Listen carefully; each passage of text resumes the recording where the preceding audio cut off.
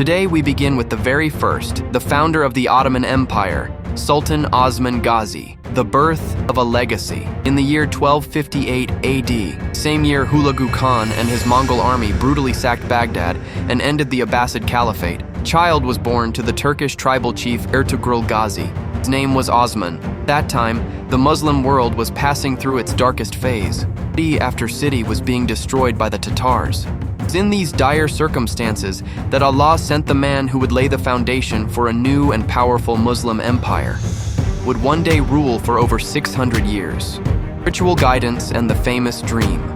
Young boy, Osman was greatly influenced by Sheikh Edebali, a renowned Turkish scholar Sufi, and an old friend of Osman's father, Ertugrul, would often stay at Sheikh Edebali's lodge. In such visit, he saw the Sheikh's daughter and instantly wished to marry her.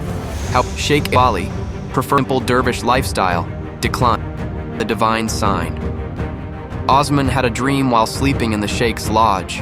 A dream become legendary. A crescent moon emerged from the chest of Sheikh Edebali.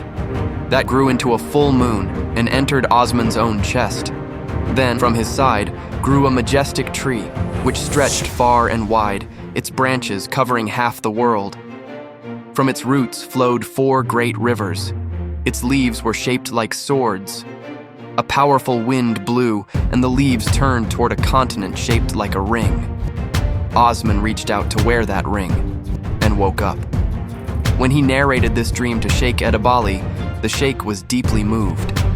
He understood it was a divine sign from Allah, and immediately agreed to marry his daughter to Osman. This dream would later be known as Osman's dream, and was interpreted as a prophecy about the future of the Ottoman Empire. The 4 rivers represented the Tigris, Euphrates, Nile, and Danube. The 4 mountains symbolized Mount Tur, the Balkans, Mount Kaf, and the Atlas Mountains. And the ring-shaped continent represented Constantinople, the capital of the Byzantine Empire, which Osman would not conquer, but his descendants surely would. Rise of the Ottoman state. After the death of Ertugrul Ghazi, Osman became the head of his tribe on September 27, 1299. At that time, the Seljuk Empire had collapsed under Mongol pressure, and the Roman capital of Konya had fallen. Osman's small principality became independent, and later evolved into the Ottoman Empire. Osman's territory bordered the Byzantine Empire, once known as the Eastern Roman Empire.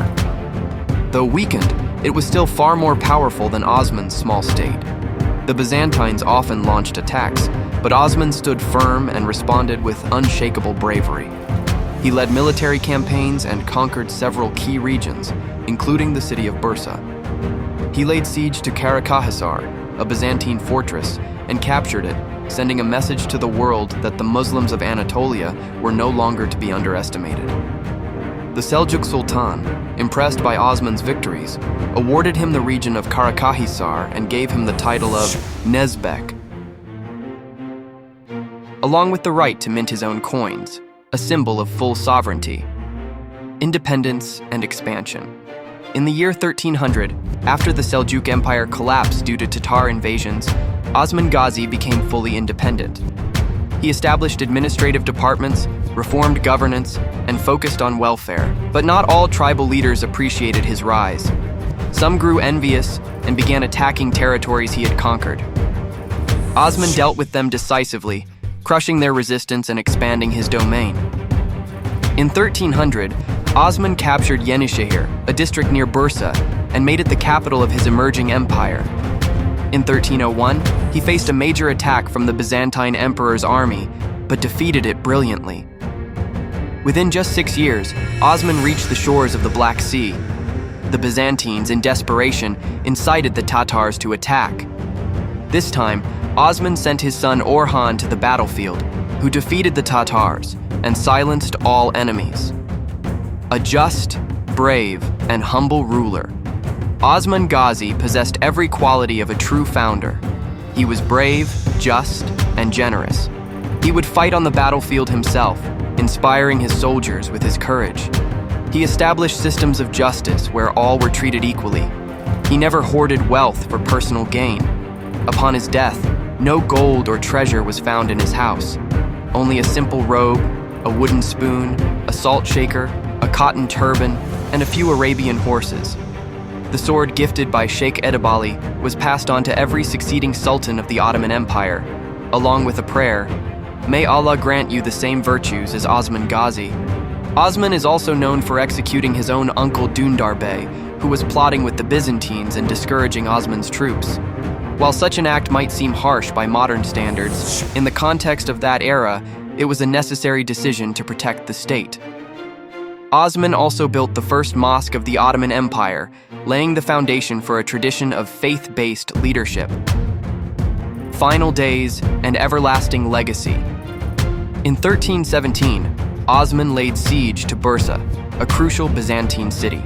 The siege lasted nearly a decade. According to various accounts, Osman passed away during this time, either in 1323 or 1324. Some traditions say he was on his deathbed when Bursa was finally conquered in 1326.